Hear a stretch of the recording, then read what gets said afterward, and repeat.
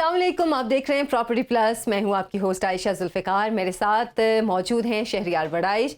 तो नाज़रीन, पहले सेगमेंट की तरफ बढ़ते हैं this week in real estate की जानिब। और सबसे पहली खबर है कि इस्लामाबाद कैपिटल टेरिटरी यानी ICT के मास्टर प्लान को तब्दील करने का फैसला किया गया है ताकि एक या ज़्यादा साइट्स पर सैनिटरी लैंडफिल साइट तैयार की जा सके। और व्यूअर्स, सैनिटरी लैंडफिल से मुराद वो जगह है जहां कचरा या वेस्ट डंप किया जाता है। इसी सिलसिले में हम बात करेंगे। हमारे साथ मौजूद हैं हमारे नुमाइंदे नुमान मकसूद। तो नुमान बताएगा कि सस्टेनेबल वेस्ट मैनेजमेंट के हवाले से वफाक में इकदाम की खबरें काफ़ी अरसे से हो रही थी। सेक्टर I-12 में 400 कनाल अराजी के हवाले से भी ये कहा जा रहा था कि मुख्तस करने का फैसला किया गया था। मजीद क्या इस हवाले से तफसीलात सामने आई हैं? वो मंसूबा तो अब खटाई में चला गया है, क्योंकि अब इस्लामाबाद हाई कोर्ट की जानिब से अहकामात ये आए हैं कि क्योंकि इस्लामाबाद जो है वो एक मॉडल सिटी है और इसके अंदर गंदगी और आसपास के लोग जो रहायशी हैं उनको तकलीफ में नहीं डाला जा सकता। तो इसके लिए एक मैकेनिज्म ऐसा बनाया जाए जिसमें जो कचरा है पूरे इस्लामाबाद का उसको किस तरह से ठिकाने लगाना है और इस्लामाबाद की फिजा जो है वो भी मुअत्तर रहे और शहर साफ सुथरा रहे। तो इसके ऊपर अब जो CDA के जराए हैं वो ये कहते हैं कि 17 जनवरी 2023 के जो एक खत लिखा गया था जिसमें ये कहा गया था कि एक तस्मीने के मुताबिक जो 2.2 मिलियन आबादी है, यानी 22 लाख से ऊपर जो आबादी है, ये तेजी से फैल रही है। और हालिया जो चंद बरस हैं इसमें इजाफे की वजह से शहर में जो कचरे का निज़ाम है वो जो है वो उसमें मुश्किल पैदा हो रही है और उसकी पैदावार में खातर खा इजाफा हो रहा है। यानी 1200 टन से लेके 650 टन तक जो है वो यौमिया कचरा इकट्ठा किया जाता है इस्लामाबाद के अंदर, क्योंकि अब सोसाइटीज भी आबाद हो गई हैं, दही इलाके भी हैं। तो अब इन सोसाइटियों की वजह से और सेक्टर्स में जो लोग हैं उनकी वजह से काफ़ी मुश्किलात पेश आ रही हैं। और चूंकि रावलपिंडी का जो एरिया है RWHC का, वहाँ पर कचरा तमाम जो है वो डंप किया जाता है चकवेली के एरिया में इस्लामाबाद हाई कोर्ट के अहकामात की रोशनी में। तो फरवरी में अब ये मामला उठाया गया था CDA की जानिब से और वजारत दाखिला को ये कहा गया था कि ये मामला जो है इसके ऊपर गौर किया जाए। अब जो सरकारी ज़राए हैं वो ये कहते हैं कि जो वजारत दाखिला ने 1 फरवरी को वफाकी काबीना को आगाह किया था कि वज़ीर आज़म के ऑफिस के अंदर जो 2 दिसंबर को एक खत लिखा था उसमें कहा गया था कि इस्लामाबाद हाई कोर्ट की जानिब से चुके अहकामात हैं और इनके जो सेक्रेटरी को हिदायत की गई है कि वो अदालत के सामने एक रिपोर्ट पेश करें जिसमें इस बात को यकीनी बनाया जाए कि जो कचरे को ठिकाना लगाने का सिस्टम है उसमें इक़दाम क्या किए गए हैं और पायदार माहौल को जो है वो महफूज रखने के लिए तमाम इंतजाम जो हैं उसके हवाले से जो इक़दाम किए गए हैं इससे मुतल्लिक इस्लामाबाद हाई कोर्ट में रिपोर्ट जमा कराई जानी है चुके। तो इसके लिए अभी तक क्या पेशरफ्त हुई है और आबादी जो है वो मुसलसल बढ़ रही है, बुनियादी ढांचा जो है उसे नहीं छेड़ा जा सकता। मास्टर प्लान को तब्दील करना भी वो भी ठीक नहीं है। तो इसमें तरक्याती कामों के अंदर इस काम को भी वो देखा जाएगा। तो इसमें अब CDA का ये कहना है कि जो सफाई से मुतालिक इंतजाम हैं इसको भी देखना है। तो 6 माह से जो है वो ये मामला भी रुका हुआ था।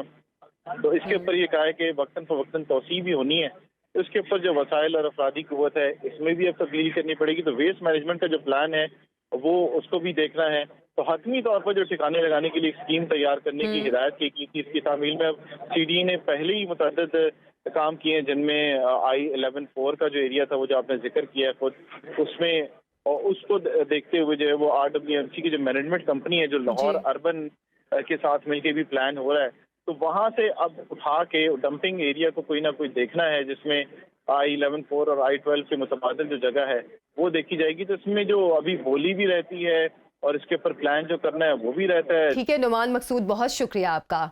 जनाब, मोनूमेंट्स और मेमोरियल्स किसी भी कौम के लिए बहुत अहमियत के हामिल होते हैं। ये याद दहानी होते हैं कि तारीख सिर्फ किताबों में नहीं है बल्कि ये आसार भी तारीख की जिंदा और जावेद गवाही देते हैं। इसी हवाले से एक खबर यह है कि बाबे पाकिस्तान का संगे बुनियाद वजीर आजम शहबाज शरीफ ने रख दिया है। वॉल्टन रोड पर बनने वाला ये मंसूबा तवील अरसे से तातुल का शिकार था और व्यूअर्स 1947 में तकसीम के बाद सबसे बड़े मुस्लिम महाजिर कैंप्स में से एक ये मुकाम है। इस हवाले से बात करते हैं, हमारे साथ मौजूद हैं अली शहराज। मजीद उनसे तफसीलात जानेंगे। अली, हमें इस मंसूबे की तफसीलात के हवाले से बताइएगा। जी बिल्कुल, पंजाब के दारुल हुकूमत लाहौर में वाल्टन रोड पर जो बाबे पाकिस्तान है इसका संगे बुनियाद जो है ये मियां मोहम्मद शहबाज शरीफ उन्होंने संगे बुनियाद रखा है। ये संगे बुनियाद बुनियाद कोई पहली दफा नहीं रखा गया। ये संग बुनियाद जो है फरवरी 1985 में भी रखा गया था।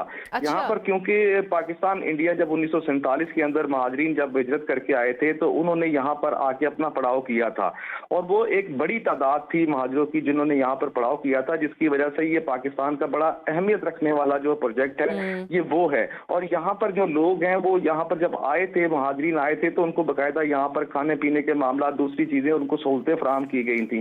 ये 1985 के अंदर भी इसका एक दफा संग बुनियाद रखा गया था और कहा गया था कि यहाँ पर एक खूबसूरत सी लाइब्रेरी और पार्क बनाया जाए ताकि लोगों को पता चले कि यहाँ पर जो महाजरीन आए थे वो जब पाकिस्तान बना था उसकी अहमियत क्या थी, उस सारी चीजों के बारे में उजागर करना था। लेकिन ये मंसूबा क्योंकि कई अरसा दराज से जो है वो सियासत की नजर होता रहा, हर आने वाला वजीर आला जो है इसको मंसूबे को लेके उसका इफ्तिताह करते रहे, लेकिन आज तक ये पाए तकमील तक नहीं पहुंच सका। सही। अब क्योंकि ये रूडा के कंट्रोल में आज अपना आ चुका है, अपना जो मंसूबा बनाया जा रहा है सीबीडी का, अभी भी जो फंड है वो सीबीडी पंजाब जो है वो बाकायदा तौर पर बुलंद मार्के जो है वहां से जो रेवेन्यू इकट्ठा होगा उस रेवेन्यू के मुताबिक उसके ऊपर जो है ना फंड खर्च किए जाएंगे ताकि इस इमारत को देखने के लिए लोग दूर दूर से आएं और बाबे पाकिस्तान की अहमियत को समझ सकें। सही। अच्छा अली, जैसे कि आप बता रहे थे कि पहले भी कई मरतबा फंड्स जारी किए गए इस मंसूबे के लिए, पहले नाकामी की वजह क्या थी? क्या हुकूमतों की तब्दीली इसकी हम वजह कह सकते हैं कि उसकी वजह से जब गवर्नमेंट चेंज होती है तो पिछली गवर्नमेंट के मंसूबे को वो मुकम्मल नहीं करती है, तो अभी फिर क्या गारंटी है कि आगे जब इलेक्शन होंगे तो फिर ये गवर्नमेंट अगर चेंज होती है तो ये मंसूबा फिर खटाई में नहीं पड़ जाएगा? जी, जो भी कोई हुकूमत आती है उसकी प्रायोरिटी पे वो प्रोजेक्ट होते हैं जो कि लोगों के लिए ज़ाहिरन उनको ऐसा लगे कि ये बहुत बड़ा एक प्रोजेक्ट है जिसके ऊपर गवर्नमेंट ने बहुत बड़ा काम किया है, लेकिन वो तमाम प्रोजेक्ट जो हैं वो सब्सिडाइज पे चल रहे होते हैं जिससे गवर्नमेंट को खसारा भी होता है।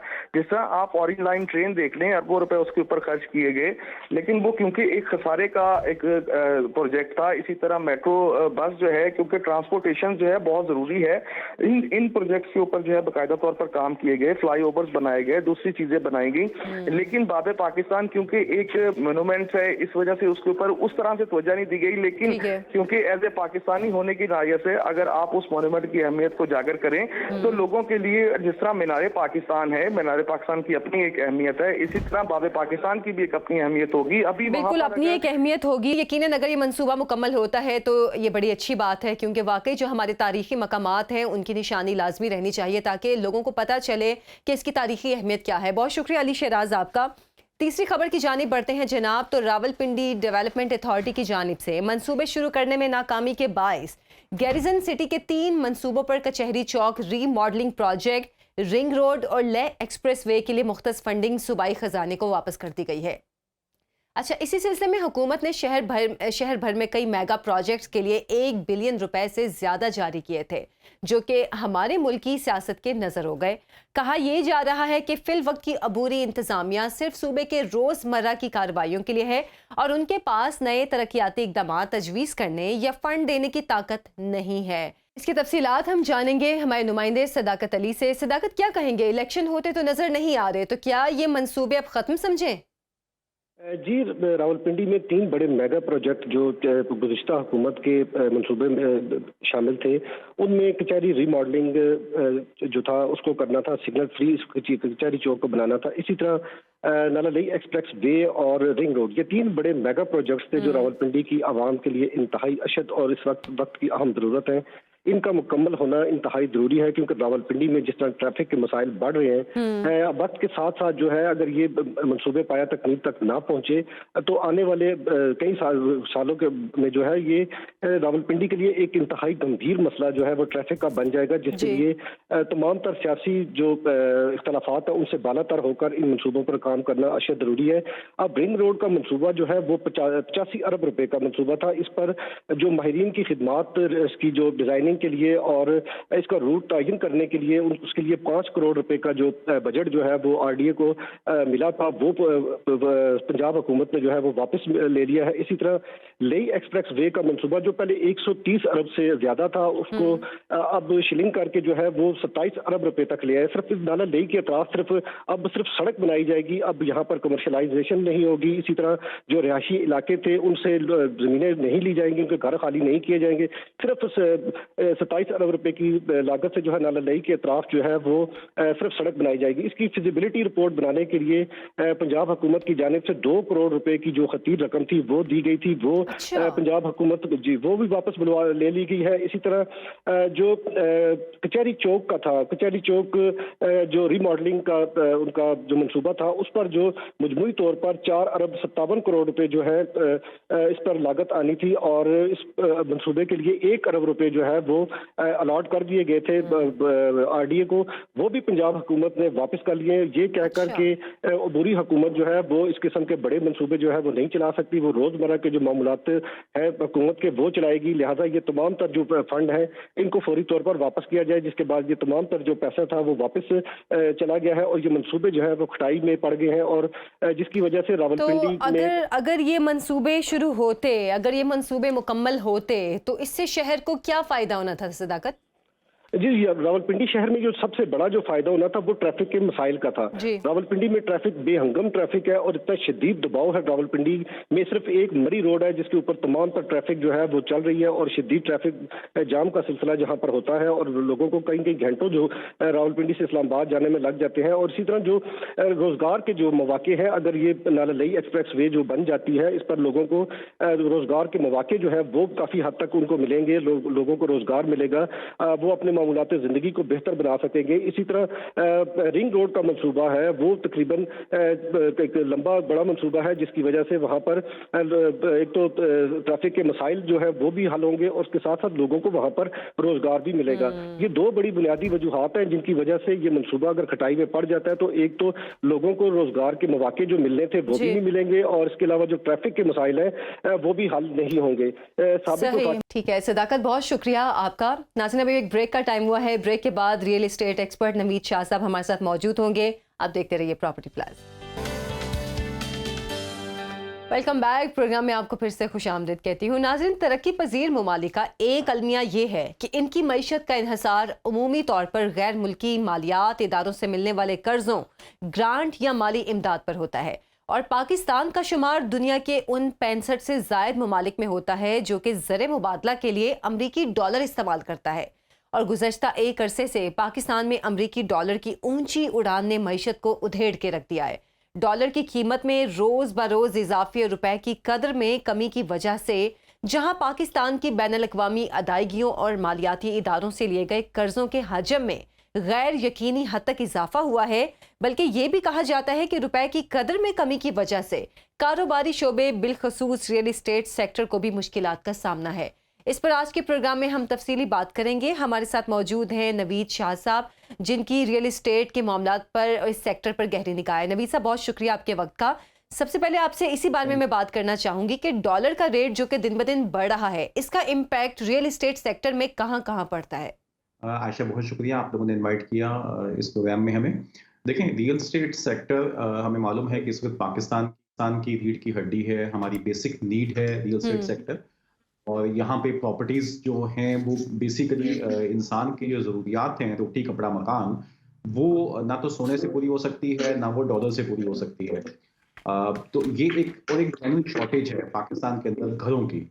सो इससे तो कोई डिनाइल नहीं है। अच्छा, अब लेकिन सूरत हाल ये है कि अब डॉलर्स का जो पिछले दिनों हम लोगों ने देखा कि एक बहरान पैदा हुआ पाकिस्तान के अंदर, जिसकी वजह से डॉलर की जो प्राइस थी वो पिछले एक साल में 180 से 170 से लेके आज 270 प्लस पे इस वक्त डॉलर प्राइस पे। इंटर मार्केट में शायद इस वक्त इंटर बैंकिंग में डॉलर शायद इस वक्त 275 पे खड़ा हुआ है और ओपन मार्केट में 278 पे आपको मिल रहा होगा।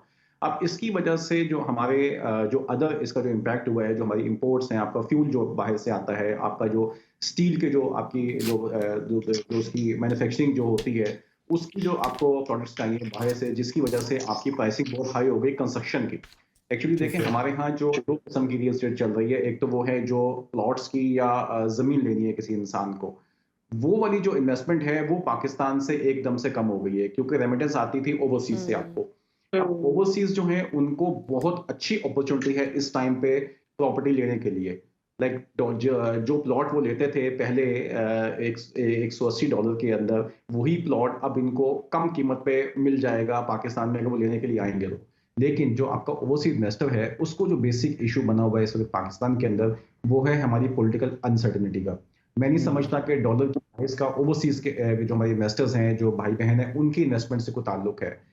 उनका बेसिक मसला है कि हमारे यहाँ जो पॉलिटिकल सर्टेनिटी है वो नहीं आ पा रही, वहां पे हम लोग बहुत क्राइसिस का शिकार हैं। सो उनका कॉन्फिडेंस जो है वो पाकिस्तान से उठा हुआ है इस टाइम पे। अच्छा, अब दूसरी तरफ आप देखिए कि हमारे यहाँ पाकिस्तान में इन्वेस्टमेंट एवेन्यू है क्या इस वक्त हमारे पास। हम या तो बैंक में डिपॉजिट्स करवाते थे, या हम स्टॉक में रखते हैं, या हम गोल्ड में पैसा रखते हैं, और लेकिन ये सब की सब चीजें वो हैं जहां कम आपकी इन्वेस्टमेंट जाती थी और आपके रिटर्न उस तरह नहीं होते थे जितने रिटर्न आपको रियल एस्टेट देती थी। सो रियल एस्टेट इस वक्त एक तो मार्केट करेक्टनेस का शिकार हो रही है कि वहां 20-30% प्राइसेस डाउन चल रही हैं, 40% तक डाउन गई हैं प्राइसेस उसके ऊपर। और दूसरी तरफ जो डॉलर के जो बाहर से डॉलर आना था, वहां पे उनका कॉन्फिडेंस हमारे ऊपर से शेक हुआ है, जिसकी वजह से हमारे पास पैसे नहीं आ पा रहे इस वक्त। अच्छा नवीद, आपने भी बात की कि रियल एस्टेट जो है वो वैसे भी काफ़ी बड़ा अच्छा इन्वेस्टमेंट एसेट जो है वो हमारा काफ़ी अरसे से रहा है, लेकिन पिछले साल की एक रिपोर्ट थी जो ये जो सिक्योरिटीज़ कंपनीज़ हैं जो मार्केट को देखती हैं, उन्होंने निकाली थी, जिसमें जो गोल्ड था उसने 50% रिटर्न दिया था, और उसके बाद जो रियल एस्टेट था उसने 14% रिटर्न दिया था, हाउसेज ने 13% रिटर्न दिया था। तो आप ये कह रहे हैं कि इसका ये कोई डायरेक्टली सिर्फ पॉलिटिकल अनसर्टेनिटीज़ की वजह थी इनका जो है कम रिटर्न देना, या फिर और कोई चीज़ें भी हुई थी यहाँ पे जिसकी वजह से इफेक्ट पड़ा था रियल एस्टेट के ऊपर? खैर देखें, गोल्ड जो है ना वो तो डायरेक्टली आपका डॉलर से लिंक है। अगर आप इस वक्त इंटरनेशनल मार्केट में देखें, जो गोल्ड है आपका वो अभी भी शायद 1900 पर आउंस पे खड़ा हुआ होगा डॉलर्स में। तो क्योंकि वो तो लिंक है। अब डॉलर जो गोल्ड पाकिस्तान में महंगा हो रहा है वो तो इसलिए हो रहा है कि आपका जो आपकी पीकेआर है, हमारी जो लोकल करेंसी है, वो डेप्रिशिएट है, तो ऑटोमेटिकली गोल्ड की प्राइसेस बढ़ गई हैं। लेकिन अगर आप रियल एस्टेट को देखते हैं तो वहां पे इस वक्त इन्वेस्टमेंट आनी चाहिए। बल्कि मैं तो आपके थ्रू अपील करूंगा कि जो हमारे बाहर इन्वेस्टर्स बैठे हुए हैं उनको चाहिए कि यहाँ पे पैसा भेजें, डॉलर भेजें, क्योंकि जितना अच्छा मौका इस टाइम पर है प्रॉपर्टी खरीदने का वो नहीं होता, इससे पहले कभी नजर नहीं आया पाकिस्तान के अंदर। लेकिन उनको जो बेसिक मसला जो मुझे महसूस हो रहा है वो बेसिकली उनको पॉलिटिकल अनसर्टेनिटी है, गवर्नमेंट के ऊपर कॉन्फिडेंस नहीं है। देखें आप, इसका सिनेरियो क्या बना हुआ है। मैं कराची से बात कर रहा हूँ, आपसे मुखातिब हूँ, तो कराची के अंदर लास्ट मंथ में लोकल इलेक्शन जो हुए हैं, आज तकरीबन 1 महीना हो गया है, वो किसी तरफ लग नहीं रहे अभी तक। यहाँ पे को मेयर का चुनाव नहीं था। पीटीआई ने को 7 सीटें यहाँ पे छोड़ी हैं जिसपे भी जिमनी इलेक्शन होने हैं। आपकी 2 सूबे मेन पंजाब और केपी की जो है वहां पे जिमनी इलेक्शंस होने हैं, जो कि इदारे कह रहे हैं कि जी हम नहीं करवा सकते, कोर्ट कह रही है एज पर लॉ आप उसको इम्प्लीमेंट करवाइए। जनरल इलेक्शन होना है इस साल के अंदर। इस सारे सिनेरियो को चेक करके सोचें, जो इसमें यूएस बैठा हुआ है, या ऑस्ट्रेलिया बैठा हुआ है, या दुबई बैठा हुआ है, वो इस तमाम सिनेरियो को कैसे देख रहा है, और वो यहाँ पे डॉलर किस तरह से भेजे, वो इन्वेस्टमेंट किस तरह से करे यहाँ पे। सो बेसिकली मैं समझता हूँ जो मेन मसला है वो पॉलिटिकल अनसर्टेनिटी का मसला है। तो ये पॉलिटिकल अनसर्टेनिटी, सॉरी जी आप करें। पॉलिटिकल अनसर्टेनिटी तो कुछ टाइम के बाद जो है फॉर एग्जांपल साल बाद कम हो जाएगी, 1 साल बाद कम हो जाएगी, कोई यूनिटी गवर्नमेंट बना लेंगे, कुछ और कर लेंगे, अभी IMF का प्रोग्राम आ जाएगा अगर, तो उससे भी फ़र्क पड़ जाएगा, उसके ऊपर भी हम बात करते हैं। लेकिन इस जो रियल एस्टेट इन्वेस्टमेंट होती हैं जो ख़ासतौर पर बाहर से लोग करते हैं, वो तो नवीद शाह साहब लॉन्ग टर्म चीज़ों को मद्देनज़र रख के नहीं कर रहे होते, कि वो तो मतलब 5 साल 10 साल की इन्वेस्टमेंट प्लान होता है। If I am not wrong तो प्लीज़ मतलब मुझे करेक्ट कर लीजिएगा। तो उसके लिहाज से how does political uncertainty play a role? Sir देखें, मैं अब बात करें जो बाहर का इन्वेस्टर हो गया, जहाँ पे जो इन्वेस्टर है ना, बाहर जो लोग गए हुए हैं वो तो यहाँ पे घर बनाने के लिए पैसा भेजेंगे। लोकल तो आपने प्रॉपर्टी को इस हद तक पहुंचा दिया। देखें, जिस तरह मैं जिक्र किया कि आपके पास 3-4 ही इन्वेस्टमेंट एवेन्यूज है पाकिस्तान के अंदर, क्योंकि बिजनेस तो उस तरह से फ्लोरिश कर नहीं रहा, क्योंकि बाकी इदारे उसको सपोर्ट नहीं करते। सो आपके पास जो एवेन्यूज हैं वो ये हैं, या तो आप बैंक में डिपॉजिट करवा दें, वो बहुत कम तादाद करवाती है, या स्टॉक में चले जाएं, वो भी लोग बहुत कम जाते हैं। फिर आपके पास ऑप्शन ये होती है कि आप गोल्ड में लेकर रख लें। ये छोटी इन्वेस्टमेंट्स है। गोल्ड स्टॉक में भी आप 20-25 हज़ार रुपए से ले सकते हैं, गोल्ड में भी आप 20-25 हज़ार रुपए से एक छोटा पीस गोल्ड का लेकर रख लें। डॉलर्स भी इसी तरह से है। लेकिन जो रियल एस्टेट है ये एक महंगा आइटम है। अब पाकिस्तान के अंदर क्या इस वक्त इतनी जो इन्फ्लेशन हो गई है, क्या एक शख्स जिसकी सैलरी 2 लाख रुपए है, अगर लास्ट ईयर हमने 35% इन्फ्लेशन देखी, तो इसका मतलब है वो तो 60-70 हज़ार रुपये अपने लूज करके बैठा हुआ है। तो क्या एक 2 लाख वाला शख्स इस वक्त पाकिस्तान में घर बना सकता है? वो अफोर्ड कर सकता है उस प्रॉपर्टी को, उस के मकान को, या 125 गज के मकान को, कि जिसकी डाउन पेमेंट ही 5-6 लाख से शुरू हो रही है, 7 लाख से शुरू हो रही है डाउन पेमेंट, फिर उसके बाद उसकी इंस्टॉलमेंट पे वो ऑफलाइन पे करेगा उसका। तो एक्चुअली जो पैसा आपके पास आता था प्रॉपर्टी में, वो आता था बाहर से, रियल एस्टेट में पैसा आता था। एक तो ये चीज थी। अच्छा, दूसरी चीज़ ये है कि हमारे यहाँ जो लोकल इन्वेस्टर था जिसके पास यहाँ पैसे मौजूद थे, वो हमें ये समझना है कि इन्वेस्टर जिसके पास पैसा होता है ना सर, वो देखता है बिजनेस अपॉर्चुनिटी। जब आप उसको अपॉर्चुनिटी दे रहे हो कि आप डॉलर्स में ट्रेड कर लो, यानी कि जिस वक़्त आपको जो हुआ पिछले दिनों हमने देखा पूरे पाकिस्तान के अंदर कि लोग आप किसी भी बैंक में चले जाइए, आप जाके काउंटर पे खड़े हो जाइए, हर आदमी इस वक़्त बैंक से डॉलर माँग रहा है या कैश ले रहा है वहाँ खड़ा हुआ। आपको बंदा वहाँ पे क्योंकि वो सोचता है कि मैं यहाँ से अगर 20,000 के डॉलर लेता हूँ और मैं ओपन मार्केट में जाके इसको सेल करने की कोशिश करता हूँ तो मुझे उससे 4 रुपयों का फायदा हो जाएगा। तो जो अपॉर्चुनिटी है वो वहां जा रही है ट्रेडिंग की। सो ये एक यहाँ पे आया। पॉलिटिकल अनसर्टिनिटी मैं बार बार इसलिए आपसे कह रहा हूँ कि देखें, पाकिस्तान के अंदर डिमांड एंड सप्लाई का एक क्लियर गैप मौजूद है। सही। हमें अच्छी तरह मालूम है जो शख्स इस वक्त रियल एस्टेट में इन्वेस्टमेंट करेगा, यहाँ पे उस आपके पास इस वक्त टोटल जो घरों की शॉर्टेज है वो 1 करोड़ की है। टोटल 4 करोड़ घर होने चाहिए पाकिस्तान में। 20-22 करोड़ की आबादी के साथ 4 करोड़ घर होने चाहिए, और आपके पास एक्चुअली जो एग्जिस्ट करते हैं वो सिर्फ 3 करोड़ है। तो 1 करोड़ घरों की जनरेशन, आप मुझे वो बिजनेस बता दीजिए, लॉजिकल सोचिए, आप मुझे वो बिजनेस बताइए जहां पे आपने जो खाना तैयार किया हो वो 100 बंदों का हो और जो लेने वाले बंदे बाहर खड़े हों आपके वो 140 हो, 150 आदमी हो, तो क्या वो बिजनेस कभी फ्लॉप हो सकता है?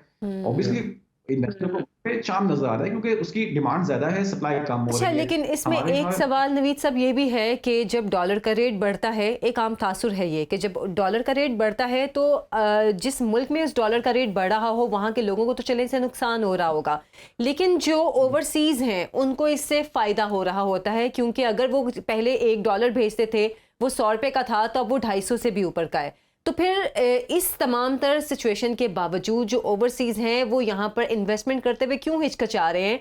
क्योंकि उनके तो डॉलर उस हिसाब से उनको तो ज़्यादा पैसे उनको फ़ायदा पहुँच रहा है, तो क्यों यहाँ पे ओवरसीज़ पाकिस्तानी नहीं इतना इन्वेस्टमेंट कर रहे? सिर्फ गवर्नमेंट की वजह, ये हम ये कह सकते हैं सिर्फ पॉलिटिकल जो अनस्टेबिलिटी है सिर्फ इसकी वजह से?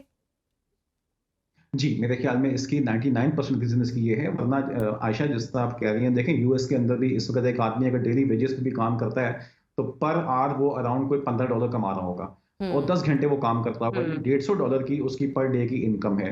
आप इसको महीने पे ले जाइए, वो $3-4 हज़ार की वो सेविंग कर रहा है, $3-4 कमा रहा है वो। अब उसके वहाँ पे मॉर्गेज पे करना है, उसने गाड़ी की इंस्टॉलमेंट देनी है, उसने वहाँ पे रहना है। आपको मालूम है क्या, इस वक्त कराची के अंदर हमारे पास ऐसी ऑप्शंस मौजूद हैं कि जो फुल पेड के ऊपर 3,000 के ऊपर वो 125 गज का घर या 5 मरले का वो प्लॉट ले सकता है $3,000 की सेविंग के साथ, जो शायद पहले वो इससे ज्यादा पैसों से बाय करता था। तो ओवरसीज के लिए बहुत अच्छी ऑप्शन है, लेकिन मसला सिर्फ ये है कि ओवरसीज को कॉन्फिडेंस नहीं बहाल हो रहा किसी का। आप देखिए पूरे पाकिस्तान में इसका चल क्या रहा है। मैं तो बल्कि आपके चैनल के थ्रू अपील करूंगा, जो हमारी पॉलिटिकल जमातें हैं इनको बैठना चाहिए। हम लोग इस वक्त इतने ज्यादा क्राइसिस का शिकार हैं, तमाम बिजनेस कम्युनिटी है। आप लोग डिफरेंट वीडियोस देख रहे होंगे सोशल मीडिया पे, लोग जो हैं वो इंडस्ट्रीज बंद करके बैठ गए हैं, वो चाबियां फेंक रहे हैं, वो कह रहे हैं कि हमारे साथ हो क्या रहा है, एक मजाक चल रहा है, और इसको कोई सीरियस नहीं ले रहा है इस पूरी सूरत हाल को। कि आपके मतलब एक इंसान जो है वो बगैर छत के बैठा हुआ था, वो इंडस्ट्री जो चल रही थी जहां पे उसे घर मिलना था, आपने उसको इतना महंगा कर दिया। आपको पता है इस वक्त स्टील का रेट आपका 3 लाख को क्रॉस कर गया। आप अंदाजा करें कि आप कंस्ट्रक्शन कहाँ से करवाएंगे आप? आपकी घर की कॉस्ट के पीछे 5-5, 10-10 लाख रुपए का एक महीने के अंदर जंप आ रहा है। यानी कि वो प्रोजेक्ट्स जो मैं समझता हूँ इस वक्त कराची के अंदर बिके हुए हैं, जिस बिल्डर ने यहाँ पे प्रोजेक्ट बेचे थे 7,000 रुपए पर स्क्वायर फीट के हिसाब से कंस्ट्रक्शन पे जाके, वो आज वो प्रोजेक्ट डेवलप भी नहीं कर सकता अगर उसने उस पर काम शुरू नहीं किया या अगर उसने उसका मटेरियल टाइम पे बाय करके नहीं रखा हुआ, तो उसको उसकी डिलीवरी देना मुश्किल हो जाएगी अब उसको, क्योंकि मटेरियल अब उसकी पहुंच से बाहर हो गया है। तो इससे अब आगे होगा क्या? मुझे इस चीज़ की ये भी बताएं कि इससे आगे डायरेक्टली इन प्रोजेक्ट्स के साथ क्या होगा जो अब कंप्लीट नहीं कर सकते, और उनके जो लोग इन्होंने मेरा ख्याल है काफ़ी इस तरह के प्रोजेक्ट्स होंगे कि अब उनको वो वेट करेंगे, फोर्स मेजर लग जाएगा कि भाई हालात ही ऐसे हैं कि हम कुछ कर नहीं सकते। और दूसरा मुझे ये बताएं कि आपके ख्याल में अभी आपकी जो एक तरफ ये बात कि प्राइसेस आपकी जो हैं वो हर तरफ कंस्ट्रक्शन की बढ़ रही हैं, कंस्ट्रक्शन की प्राइसेस बढ़ने से रियल एस्टेट की ओवरऑल प्राइसेस में आई वुड थिंक कि उसमें भी इंक्रीज़ आता है। दूसरी तरफ हम कह रहे हैं कि डॉलर बढ़ गया है, तो ओवरऑल जो वैल्यू ऑफ मनी है वो आपकी बाहर से जो डॉलर अगर आ रहा है तो उसकी वैल्यू बढ़ गई है। आपके ख्याल में ये पिछले कुछ अरसे में तीसरी बात ये है जो सुनने में आई है कि भाई क्योंकि मार्केट इस टाइम पे डाउन है तो बाइंग का टाइम यही है, क्या in effect overall with respect to other things आपकी रियल एस्टेट की जो रियल प्राइसेस हैं वो कम हुई हैं, जो इन्फ्लेशन को मतलब इन्फ्लेशन को अकाउंट फॉर करके? इन्फ्लेशन या मैं दो अलग अलग चीजें देखिएगा आप। देखें, एक रियल एस्टेट वो है जो काम होता था हमारा प्लॉट्स में, या एक इन्वेस्टर आता था काम करने के लिए। इन्वेस्टर बेसिकली अपॉर्चुनिटी देखता था, वो ट्रेड करता था, प्रॉपर्टी लेता था, या तो वो उसको कंस्ट्रक्ट करता था, या वो वहां पे कोई प्लॉट लेता था, उसको वो उस प्लॉट से फिर वो कन्वर्ट होता था दूसरे प्लॉट पे, फिर तीसरे प्लॉट पे। सो ट्रेडिंग चल रही होती थी जिसमें सबका, पूरी इंडस्ट्री चलती थी, सबका फायदा होता था, सोसाइटी चलती थी आपके, उससे बड़े बड़े प्रोजेक्ट्स चलते थे, डीएचए है, बैरिया है, सब इसी से चल रहे होते थे। बट एक आपका वो शख्स था जिसने बाहर से पैसा भेजना था और उसने अपने लिए घर बनाना था। वो जो शख्स था, मेन पैसा आपका आता था बाहर से। वो शख्स तो अभी हो गया गवर्नमेंट की वजह से, वो तो थोड़ा सा कॉन्फिडेंस लूज करके वो साइड पे होकर बैठ गया। अब आपका वो शख्स बचा जिसके पास यहाँ पे पैसा था, जो आपका यहाँ का इन्वेस्टर था। उसको आपने डाइवर्ट कर दिया towards dollar, towards other opportunities. और डॉलर भी हमें मालूम है, देखें हालात ऐसे नहीं है। आप सब लोगों ने देखा होगा पिछले दिनों सोशल मीडिया पे, आपके लाहौर में टिम हॉर्टन की ओपनिंग हुई तो सोशल मीडिया पे पोस्ट आई कि जी रिकॉर्ड ब्रेकिंग सेल की है उन्होंने अपने पूरी हिस्ट्री की। फिर हम देखते हैं गाड़ियां बाहर से एफबीआर एक तरफ ये कहता है कि जी हमारे पास पैसे नहीं है या हमें मजीद टैक्सेस लगाने चाहिए, दूसरी तरफ वो अपने लिए 15-20 गाड़ियां, लग्जरी गाड़ियां बाहर से इंपोर्ट करवा रहा है अपने इदारे के लिए। ठीक है, तो आपके पास एक्चुअली ये सारी चीजें इस वक्त ड्यू टू सोशल मीडिया हर इंसान के एक्सेस में है। हर कोई कंफ्यूज है कि ये हो क्या रहा है। मुझे मेरे साथ आप जाती तौर पे मुझसे बात करें तो मेरी राय ये है कि ये सारी चीजें जब ठीक करेगा वो करेगा आईएमएफ ने आपको इस समय जो दे रहा है, क्योंकि उन्होंने आपको पैसा दिया हुआ है, आपको उनको पैसे रिटर्न करने हैं। तो हमारा चल ही उनके पैसे से रहा है। और वो ये कह रहे हैं, जिस तरह हमने देखा कल के कुछ मिनी बजट्स की कुछ खबरें आ रही थी जिसमें वो कह रहे हैं कि जी गैस महंगी कर दो, फ्यूल के रेट बढ़ गए हैं, तो हर चीज के ऊपर वो चीजें लगा के, क्योंकि वो उनको पैसे चाहिए वापस हमसे। तो इसी अंदाज से काम चलेगा अभी फिलहाल। तो जब तक इसमें अगेन बात यही है कि जो हमारे जो लीडर्स हैं, जो हमारी एस्टेब्लिशमेंट है, अगर ये मिलके बैठें और बैठ के कोई प्लान करें इस टाइम पे, सबसे पहले मैं समझता हूँ पूरे मुल्क को क्राइसिस से निकालने के लिए कोई इलेक्शंस की डेट दें। इस पॉलिटिकल स्टेबिलिटी है, इसको किसी एक तरफ लगाएं। अब कब होने हैं, किस महीने में होने हैं, क्या होना है, वो किसी के सामने सोता कि जो बिजनेस करने वाला शख्स है वो उसके मुताबिक अपनी प्लानिंग कर सके, वो काम को सोच सके करने के लिए। ठीक है नवीद शाह साहब, आप साथ ही रहिएगा। अभी एक ब्रेक का टाइम हुआ है, ब्रेक से वापस आएंगे, आपकी गुफ्तगू को आगे बढ़ाएंगे। आप देखते रहिए property plus. Welcome back. Naveed Shah साहब हमारे साथ मौजूद हैं। जी नवीद साहब, जैसे कि हम भी पॉलिटिकल सिचुएशन अपनी देख रहे हैं कि अभी तक तो जो 2 सूबाई इलेक्शंस हैं उनका ही मामला लटका हुआ है, जो कि 90 रोज़ में होने की पहले बातें हो रही थी, अभी तक तो उसी की तरफ नहीं आ पा रहे हैं। तो जनरल इलेक्शन तो अभी बहुत दूर की बात है। अगर ये सिचुएशन कहीं पे स्टैंड नहीं करती है, कहीं पे स्टैब्लिश नहीं होती है, तो आप कहाँ देखते हैं अगले 1 से 1.5 साल में पाकिस्तान की इकोनॉमी को और रियल एस्टेट सेक्टर को? देखिए आयशा, मैं कल परसों किसी चैनल पे देख रहा था, शहबाज जैदी साहब जो काफ़ी माहिर हैं इस चीज़ के ऊपर, तो उनसे कोई क्वेश्चन हुआ इकोनॉमी के ऊपर। उन्होंने कहा कि जी आप मुझसे इस वक्त इकोनॉमी की बात ना करें, बेसिकली पाकिस्तान के मसाइल जो हैं वो कुछ और हैं। अच्छा। तो उनको आपको हल करने की जरूरत है। लेकिन जो बिजनेसमैन है ना, वो इस वक्त आप जो इन्वेस्टर है या बिजनेसमैन है, वो काम करना चाहता है। हमें इससे गरज नहीं है कि सियासी जमात की हुकूमत हो पाकिस्तान के अंदर, आप क्या कवानीन लेके, हमें काम करने दिया जाए। जितने भी इन्वेस्टर्स हैं या जो बिजनेसमैन है, उसने मैं कुछ दिन पहले एक पोस्ट थी बहुत ज़बरदस्त किसी बिजनेसमैन की, उसने कहा कि इस टाइम के ऊपर जो चैरिटी से ज़्यादा जो अच्छा काम है वो ये है कि आप किसी के लिए जॉब क्रिएट करें। हम लोग अपनी कंपनीज के 60-70 लोगों को, 100 लोगों को जॉब देते हैं, हम उनकी जॉब क्रिएट करते हैं। हम लोग डाउन साइजिंग कर रहे हैं, हम लोग अपने ऑफिस बंद करने पे आ गए हैं। आप इस वक्त चले जाइए, रियल एस्टेट सेक्टर की बात कर रहा हूँ, अराउंड 40% ऑफिस आपके बंद हो चुके हैं। लोग बेरोजगारी का शिकार हो रहे हैं, आपकी जो कंस्ट्रक्शन है वो रुक चुकी हुई है। ये सब चीजें जो हमारे लीडर्स हैं वो क्यों नहीं देख रहे? हमें खुद हैरत होती है कि क्या उनकी आंखें बंद हैं, वो किस तरह के बयान दे रहे हैं, वो शाम के टॉक शोज पे क्या चल रहा होता है, जो बिजनेस की असल जो मसाइल है उसकी तरफ कोई गौर करने को तैयार नहीं हो रहा। बिल्कुल ऐसी।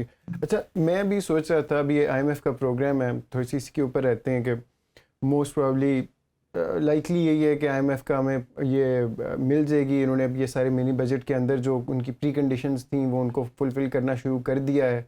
इसके बाद एक दो इकोनॉमिस्ट की मैं बातें सुन रहा था तो कहते हैं अभी एक ये ट्रांच आएगी अब, क्योंकि आपके पास एक्सटर्नल लाइबिलिटीज़ अभी भी बहुत ज़्यादा हैं, कंटेनर्स रुके हुए हैं, LCs उनकी क्लियर होनी है, 2-3 बिलियन वो करेंगे 10 साल।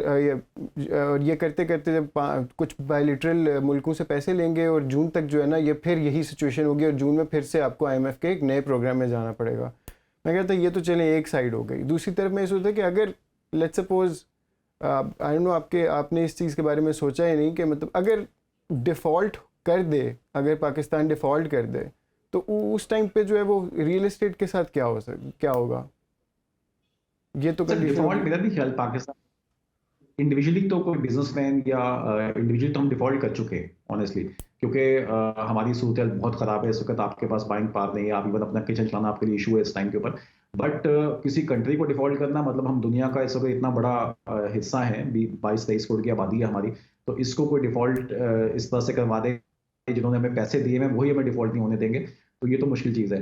बाकी ये कि आपकी जो लैंड्स हैं इसके ऊपर तो वर्ल्ड बैंक ने मेरे ख्याल में आज से कुछ अर्सा पहले एक प्लान दिया था कि आप अपने मेन जो आपके डेप्स हैं वो खत्म कर सकते हैं अगर आप अपने इस रियल एस्टेट को सेक्टर को सही तरह से इसको यूटिलाइज कर ले। तो आपके पास पाकिस्तान में, मैं कराची की बात करूं, वहाँ पे कराची में अभी भी 50 to 60% area with in Karachi available है लोगों के लिए। आपको ऑप्शंस करनी चाहिए, वो बाहर लोगों को अच्छी अपॉर्चुनिटी दे दें काम करने के लिए आपको। अब देखिए बहुत से ऐसे सेक्टर्स हैं, मेरा ये शोबा नहीं है मैं सिर्फ रियल एस्टेट की बात करूंगा आपसे, लेकिन अगर आप सिर्फ एक चीज़ देखें, मैं चूंकि अब हमारे पास भी टाइम है आजकल, कोई काम नहीं है, तो हम भी इधर उधर की खबरें पढ़ रहे होते हैं थोड़ी सी, तो बजट के अंदर आप जाके देखें तो हमारे जो पेंशन्स के बजट है सिर्फ वो इतने ज्यादा हैं कि अगर आप उसी को रोक लें तो शायद आप उसकी IMF की 1-2 किस्तें अदा कर सकते हैं। तो ये चीजें आप अब चूंकि आवाम की एक्सेस में हैं, हम लोग ये सब पढ़ते हैं, तो अब सवाल उठाते हैं कि भाई ये सब चीजें क्यों नहीं कंसिडर की जा रही हैं। अब एक शख्स जो 60 साल की उम्र में वो रिटायर होता है, वो अगले 20-30 साल तक वो पेंशन ले रहा है। यूके में पेंशन होती हैं, लेकिन वहां पे आपकी जो पेंशन हैं वो इतनी होनी चाहिए किसी भी डेवलप कंट्रीज के अंदर भी कि जिससे वो शख्स जो है वो अपना गुजर बसर कर सके। यहाँ 8-10 लाख पेंशन है, 8-10 लाख पेंशन एक शख्स की। आप देखिए आपका 19-20 का जो बजट था उसके अंदर 421 अरब रुपए मेरे ख्याल में आपके गालिबन कोई सिर्फ पेंशन का बजट था। तो ये चीजें तकलीफ देती हैं इस टाइम पे। आपकी पूरी इंडस्ट्री जो असल काम होने वाला है रियल एस्टेट, एक तो इन्वेस्टर के लिए कि वो वहां पे आएगा, वहां पे रीट का मॉडल लेकर आए, आप कमर्शियल रियल एस्टेट बने, वहां बिजनेस हो, लोगों को छत मिले, कमर्शियल एक्टिविटीज हो आपके पास वहां पे, वो बेसिक नीड अपनी जगह पे मौजूद है। लेकिन उसके अलावा जो काम बिजनेस की जो अपॉर्चुनिटीज है वो मजीद क्रिएट नहीं की जा रही। कोई ऐसा बिजनेस मैंने नहीं देखा फ्लोज होते हुए पाकिस्तान के अंदर। IT सेक्टर है वो आपने इस वक्त रोका हुआ है, LCs की आप कितनी डिस्टर्बेंस। मोटे तौर पे भी ओवरऑल तो हालात आपके सामने ही, हमारे सामने भी हैं, बहुत ख़राब हैं। आपने एक बड़ी इंटरेस्टिंग अभी जो एक वर्ड यूज़ किया रीट का, real estate investment trust, can you give us a bit more information on this? ये एक नई चीज़ आई है, ये क्या है और इससे कोई आम इन्वेस्टर को और रियल एस्टेट को क्या फ़र्क आएगा, क्या फ़ायदे होंगे?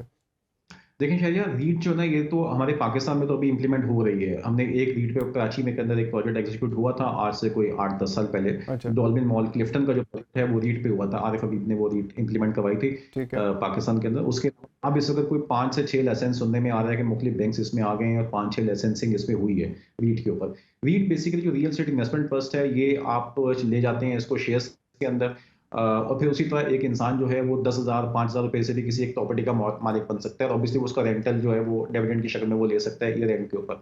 ये मॉडल बाहर तो चलते हैं, जितने बड़े बड़े प्रॉपर्टी टाइकॉन्स हैं वो रीट के मॉडल पे ही काम करते हैं। ग्लोबली बड़े बड़े इदारे इस पे काम कर रहे होते हैं। हमारे यहाँ कुछ मसाइल थे जिसकी वजह से प्रॉपर्टी की जो, क्योंकि इसमें चाहिए होती है आपको ट्रांसपेरेंसी, इसमें आपको जो अकाउंट्स हैं वहाँ क्लियर होने चाहिए, तब आप इसमें काम कर सकते हैं। इसकी रिक्वायरमेंट्स बहुत ज़्यादा हैं, SEC की रिक्वायरमेंट्स बहुत ज़्यादा है। फिर उसके अलावा स्टॉक एक्सचेंज वालों की अपनी रिक्वायरमेंट्स काफ़ी ज़्यादा इसके अंदर हैं, क्योंकि इसमें आप पब्लिक का इंटरेस्ट शामिल कर लेते हैं इस मॉडल के अंदर। लेकिन उसमें चूंकि पाकिस्तान के अंदर अभी लैंड और आपके यहाँ जो आपके लॉज हैं लैंड के, यानी मार्केट प्राइसिंग और आपकी जो एक्चुअल प्राइसिंग है, वहाँ पे जो डिफरेंस आ रहा था, जिसकी वजह से ये मॉडल आपका इतना ज़्यादा फ्रूटफुल साबित नहीं हो रहा था, लोग इसमें नहीं आ रहे थे। तो अब लेकिन थोड़ी बेहतरी इसमें आ रही है आहिस्ता आहिस्ता। तो अच्छा नवीद साहब, अभी जैसे जॉब क्रिएट करने की भी आप बात कर रहे थे, अब जो हालात हैं, हम अपने इकोनॉमी के हवाले से भी परेशान हैं, IMF का प्रोग्राम है उसकी तरफ से भी परेशान है, गवर्नमेंट मुख्तलिफ सेक्टर्स पे कहीं ना कहीं एक मुश्किल सूरत हाल का शिकार है।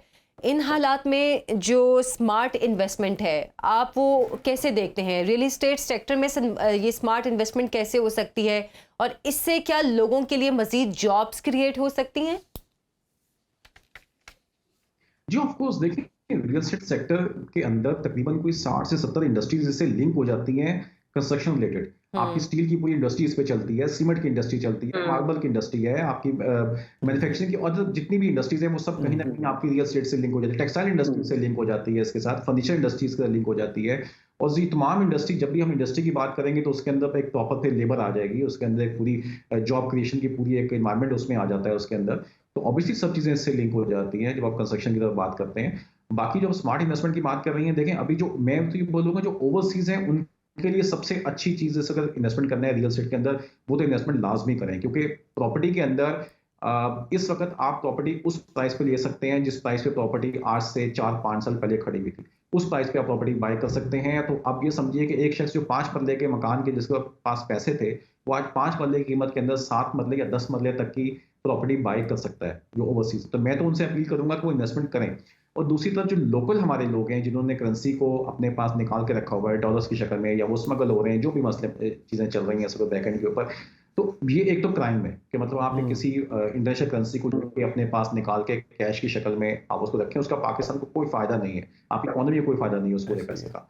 तो आप उस पैसे को लेकर आइए एसेट के अंदर। और हम देखें एक चीज आप ज़हन में रखें, भले डॉलर में आप फायदा समझ लीजिए, गोल्ड में फायदा समझ लीजिए, स्टॉक में फायदा समझ लीजिए, लेकिन ये हिस्टोरिकली प्रूवन है कि जितना ज्यादा रिटर्न आपको रियल एस्टेट देती है वो कोई चीज नहीं देती। हमने पास में हमेशा ये चीज देखी है।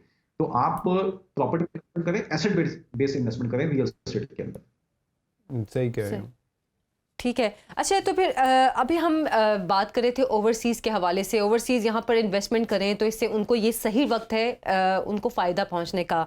आप अगर देखते हैं कि पॉलिटिकल हमारी सिचुएशन स्टेबल होती है और इलेक्शन की तरफ हम जाते हैं, तब रियल इस्टेट सेक्टर क्या वो भी इसमें इस्टेब्लिश होगा? मतलब हम पॉलिटिकल सिनेरियो की बात कर रहे हैं कि वो भी इफेक्ट होता है, डॉलर का प्राइस बढ़ता है, वो भी इफेक्ट होता है। अगर पॉलिटिकल सिचुएशन हमारी स्टेबल होती है तो फिर रियल इस्टेट सेक्टर कितना फ़ायदा देगा? देखिए रियल एस्टेट सेक्टर मैं समझता हूँ ये तो प्राइसेस आपकी एकदम से जंप लेंगे अगर हमारे यहाँ से आज अगर आपके पास पॉलिटिकल हम अनसर्टेनिटी खत्म कर देते हैं, हम इलेक्शंस की डेट दे देते हैं, या कोई कंसेंसस हो जाता है बैठ के किसी लेवल के ऊपर भी, और ये जो इकोनॉमिक एक इमरजेंसी लगी सिचुएशन बनी हुई है इसको थोड़ा सा डिस्कस कर लिया जाए बैठ के, तो मैं समझता हूँ कि बहुत तेजी से फर्क आएगा रियल एस्टेट की प्राइसेस के ऊपर। अगर आप रफली मुझसे पूछे तो मैं 30 to 40% एक्सपेक्ट कर रहा हूँ विद इन 1 ईयर। अच्छा। अगर सिर्फ खाली ये चीजें टूट जाती हैं 30 to 40% आपकी प्राइसेस बढ़ जाएंगी रियल एस्टेट की। सही। अच्छा नवीद साहब, अभी जैसे कि हम पॉलिटिकल सिचुएशन की भी बात कर रहे हैं, अभी जैसे आपने भी बात की कि इंडस्ट्रीज पे भी फ़र्क पड़ रहा है। हमने पिछले दिनों देखा कि स्टील मिल वो भी बंद होने की बातें हो रही थी। अब जैसे IMF का प्रोग्राम आ रहा है, कुछ कंपनीज को प्राइवेटाइज करने की भी बात की जा रही है। इससे आपको लगता है कि हमारी इकोनॉमी मज़ीद मुतासिर होगी? देखिए इकोनॉमी तो अब ये तो आप किसी इकोनॉमिकल एक्सपर्ट आपको इस पे अच्छी कोई ओपिनियन दे सकते हैं, लेकिन मैं हमारा रियल एस्टेट सेक्टर भी बहुत बड़ी हमारी इकोनॉमी हमारी इकोनॉमी को स्टैब्लिश करने में एक बहुत बड़ा किरदार अदा करता है। इसीलिए आपसे भी हम इस हवाले से जानना चाह रहे हैं, क्योंकि हमारी इकोनॉमी हमारे रियल एस्टेट से कहीं ना कहीं तो कनेक्टेड है। बिल्कुल है। देखिए मैं तो समझता हूँ कि बिल्कुल आपके पास इतनी लैंड है कि अगर हम बैठ के वर्ल्ड बैंक से IMF के साथ कोई अच्छे लेवल पे प्लान कर सकते हैं इस चीज़ को, तो ऑफकोर्स कर लेना चाहिए, इसमें कोई इशू नहीं है। हमने सुना था कि UAE जब पैसों की उनको जरूरत पड़ी थी तो उन्होंने अपनी मेट्रो जो है वो गिरवी रख दी उन्होंने, और एक दो अपनी जो इवन जो एयरपोर्ट है उसकी उन्होंने बात कर ली किसी के साथ। तो हमें भी अगर पैसे चाहिए तो हम रियल एस्टेट पे जाएं, हम इन्वेस्ट अपनी जमीन को, एक ऐसी चीज है जो पड़े पड़े भी जिसकी कीमत बढ़ रही है, तो ऑब्वियसली इस चीज के साथ आप कहीं भी डील कर सकते हैं। हमें तो हम जानते हैं कि इंडिया ने बराबर में बेंगलोर और एक दो सिटीज को और उन्होंने डेवलप कर लिया IT के ऊपर। मुझे नहीं समझ आती कि हम बलोचिस्तान में जब ट्रैवल करते हैं तो आप कई घंटे चलते जाएं, आपको कोई आबादी नजर नहीं आती, खाली पड़े हुए हैं पूरी जमीन आपकी। हम क्यों नहीं 1000 एकड़ 2000 एकड़ किसी बड़ी MNC के साथ, गूगल के साथ, किसी और इस तरह की IT जायंट के साथ हम उनको दे सकते हैं 10-20 साल के लिए टैक्स फ्री करके, और हम उनसे ये बोलें कि जी आप आए और यहाँ के हमारे लोकल लोग हैं उनको भी डेवलप करें और आप यहाँ पे अपना काम कीजिए, हम आपसे 20-25 साल को पैसे भी नहीं लेते उसके ऊपर। तो आप टेक्नोलॉजी लेकर आइए, लोगों को यहाँ पे रोकवाइए, जमीन के साथ आप बहुत कुछ कर सकते हैं। रियल एस्टेट में क्या मजीद नई टेक्नोलॉजी आने की जरूरत है नवीद साहब? जी बिल्कुल है, बिल्कुल हो सकती है, क्यों नहीं हो सकती। रियल एस्टेट के अंदर आपकी कंस्ट्रक्शन जो है वो बहुत ज्यादा फास्ट हो सकती है। आप प्री फैब्रिकेटेड घर जैसे चाइना में और IKEA ने UK के साथ डील की है, बहुत सस्ती कीमत पे वो घर बना के दे रहा है प्री फैब्रिकेटेड। इस किस्म की बहुत चीजें आ सकती हैं। देखें आप ये 1 करोड़ घरों की जो शॉर्टेज है कैसे पूरी करेंगे? आपको 7 लाख घर पर एनम आपकी रिक्वायरमेंट बढ़ रही है 7 लाख घर 1 साल के, जबकि आपकी जो प्रोडक्शन है जो हम पूरा जोर लगा रहे हैं, जिसमें गवर्नमेंट सेक्टर भी आ रहा है और प्राइवेट सेक्टर भी इसमें लगा हुआ है, वो सब मिला के भी हम 3 लाख से ऊपर प्रोड्यूस नहीं कर पा रहे, घर हम बना नहीं पा रहे। तो जबकि आप हर साल इसका मतलब है 4 लाख घर जो है बढ़ाते चले जा रहे हैं अपने शॉर्टेज के अंदर। तो इस तरह की सूरत हाल है, ये क्राइसिस है, ये बेसिकली क्राइसिस है, जो नंबर्स हमें साफ नजर आ रहे हैं सामने। सर इस पे कोई गौर नहीं कर रहा। इसके लिए तो देखें, विजन चाहिए, पैसे चाहिए, सिस्टम चाहिए और विल चाहिए हुकूमत की तरफ से और ब्यूरोक्रेसी की तरफ से टू मेक दोज रिफॉर्म्स। इसी के ऊपर आते हैं कि अभी क्या आपके ख्याल में आजकल अभी वो IMF भी कह रहा है आप टैक्सेस भी लगाएं, उसके बाद उसको कुछ अच्छे रिफॉर्म्स भी करें to make this economy sustainable, ताकि हमें बार बार IMF के पास जो है वो पैसे लेने के लिए ना जाना पड़े। तो वो कौन से ऐसे रिफॉर्म्स हैं जो आपके ख्याल में रियल एस्टेट के अंदर होने चाहिए to make it better for the future? Sir आपकी जो प्राइम रियल एस्टेट है ना, अगर आप मुझसे पूछे तो मैं तो आपको बोलूंगा कि भाई मैं कराची की बात करूंगा, आप शारा फैसल को किसी तरह से ऑक्शन कर दीजिए, पूरी शारा फैसल, वो एरियाज जो कि हमारे यहाँ अपने मतलब मैं आई डोंट नो आप इसको चला पाएंगे या नहीं चला पाएं, लेकिन जो मेन हमारी जो लैंड है वो किन किन इदारों के पास है, किस किस प्राइम लोकेशन पे मौजूद है, आप उसको सिर्फ प्राइवेटाइज कर दीजिए। आप देखिए आपके पास इतना पैसा है, मैं आपको गारंटी देता हूँ कि सिर्फ आप शारा फैसल का ऑक्शन कर दीजिए एयरपोर्ट टू मेट्रोपोल, आपके शायद पाकिस्तान के कर्जे उतर जाएंगे। सही है। चलिए नवीद शाह साहब बहुत बहुत शुक्रिया। तो शहरियार, जैसे कि नवीद साहब की भी गुफ्तगू हम लोग सुन रहे थे और जैसे वो बात कर रहे थे कि रियल एस्टेट सेक्टर में हमें टेक्नोलॉजी लाने की भी ज़रूरत है, जिद्दत लाने की ज़रूरत है, और अभी इसमें बहुत सारी डेवलपमेंट खुद भी रियल एस्टेट सेक्टर में भी होने की ज़रूरत है। लेकिन जो हमारी इकॉनमी, IMF प्रोग्राम, हमारे हालात जिस तरफ जा रहे हैं, हम ये सब किस तरह करेंगे? देखें, सबसे पहले उन्होंने भी, अगर हम सिर्फ रियल एस्टेट इंडस्ट्री की बात करते हैं तो उन्होंने सबसे पहले जो इस टाइम की अनस्टेबिलिटी, वॉलेटिलिटी, उसका जो जिम्मेदार ठहराया वो 99% जो पॉलिटिकल इंस्टेबिलिटी है उसको ठहराया। बिल्कुल ऐसे ही। तो पहले सबसे पहले तो ये जो हमने एक पूरा we don't want to get too political on this programme, but बिल्कुल, लेकिन हमारी इकोनॉमी जुड़ी है। हाँ, बट हम भी पाकिस्तानी, हमें भी नजर आ रहा है कि बिजनेस के लेंस से, इकोनॉमी के लेंस से ये मुल्क जो है वो किस नहज के ऊपर खड़ा है। तो ये जो पॉलिटिकल सर्कस है, this needs to end now. And जो सारी जो the powers that be हैं, they need to get out of their ego chairs and think about people। वो सिर्फ अपनी जो है वो कुर्सी के पीछे in literal terms जो है वो पड़े हुए हैं, that's about it। तो एक तो ये कि political uncertainty जो है ना वो that is going to change a lot of things। उसके साथ साथ के अगर जिस तरह उन्होंने बात की रिफॉर्म्स की, तो उसमें कुछ साथ साथ में जब political आपके पास ये अपॉर्चुनिटी होती है टू मेक थिंग्स बेटर, जब आपके जो है वो इश्यूज में आप अगर आते हैं तो आप इश्यूज को रिजॉल्व करें तो आप लॉन्ग टर्म में बेहतर चीज़ें कर सकते हैं। तो जो रिफॉर्म्स हम पिछले 4 साल से 5 साल से जिनकी बातें कर रहे हैं, जिसके अंदर हमारे 3 साल पहले जो रेरा था उसकी बात है, उसको जो है वो उसकी इम्प्लीमेंटेशन होनी चाहिए। उसके बाद जो है वो आपकी जो मेन शहरों पे जो स्ट्रेटेजिक एसेट्स हैं उनकी आप ऑक्शंस कर सकते हैं टू गेट मोर रेवेन्यू। जैसे कि नवीद शाह साहब बात कर रहे थे, तो उसके ऊपर भी there so many out of the box ideas that can be worked out. असल में यहाँ पे जो लगता है वो ये कि क्योंकि पॉलिटिक्स और क्योंकि पॉलिटिकल लीडर्स और क्योंकि जो हमारी जो सारी एलीट लीडरशिप है वो अपने क्या कहते हैं म्यूजिकल चेयर्स में फंसी हुई है, तो जो उसके अराउंड जो पूरा जो आपका गवर्नमेंट का निज़ाम है ना वो भी उन्हीं को सर्व करने के लिए और जैसे कि हम बात कर रहे थे कि हम अपने शो में इसकी बात नहीं करना चाहते, लेकिन हम क्या करें कि हमारा जो सिस्टम है पूरा, हमारा रियल एस्टेट का सेक्टर है, हमारी इकोनॉमी का सेक्टर है, ये सारा सिस्टम जुड़ा हुआ है हमारे पॉलिटिकल सिनेरियो सिचुएशन से, अनस्टेबिलिटी से, या अगर ये इस्टेब्लिश होती है उससे जुड़ा हुआ है, तो हमें इस बारे में बात करनी पड़ती है। लेकिन बहरहाल हमने आज के प्रोग्राम में कोशिश की कि नवीद साहब का हम नज़रिया जान सके कि इस वक्त रियल एस्टेट सेक्टर में क्या सूरत हाल है, या आने वाले 1-2 साल मज़ीद इसमें हम कहाँ ख़ुद को देख रहे हैं। तो वो उनके जो ख्यालात हैं, उनका जो तज्जिया है, इस हवाले से हमने आप तक पहुँचाने की कोशिश की। आज के प्रोग्राम से इतना ही। मुझे और शहरियार को इजाज़त दें। अल्लाह हाफ़िज़।